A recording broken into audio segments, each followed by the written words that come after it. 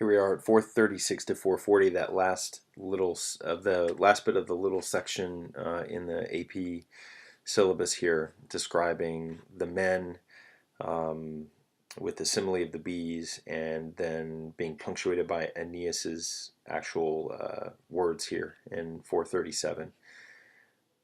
The work seethes; it is fervent,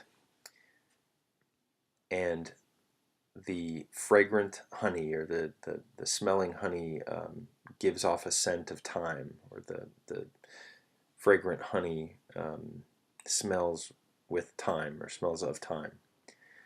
O you fortunate men whose walls are already rising, or whose walls are now rising, Aeneas says. And he looks up at the peaks, the summit of the city. Covered in a cloud, he brings himself forth. What a strange or miraculous, wonderful thing to say, through the middle of the men.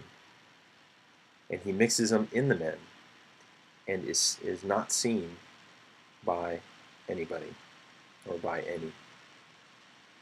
So this opus, remember the apes were described, or the labor, well, the apes were described as ardentes.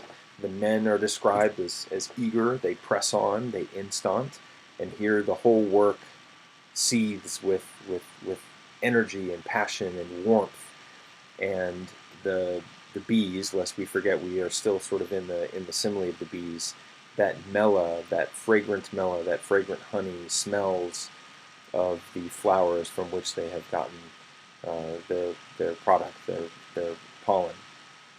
And Aeneas, bringing it back to the present narration, exclaims, says, "O you fortunate men whose walls now rise," because of course Aeneas is looking into his future, right? This is what he knows at this point that he is supposed to do, establish a new city. And he's watching this happen, and he knows enough about what's going on here, thanks to his divine mother Venus, that this is a city of refugees led by a woman with a cause, led by a leader with a cause. So he looks at, and regards the fastigia, the peaks of the city, the summit of the city of Carthage. And then remember that his mother has covered he and his men with a cloud, Cyctus nebula, so that no one can see him, and that's a miraculous thing to say. And he takes himself through the middle, and masculine plural lets us know this is through the middle of the men. And then we get our men over here, right? And he mingles among the men.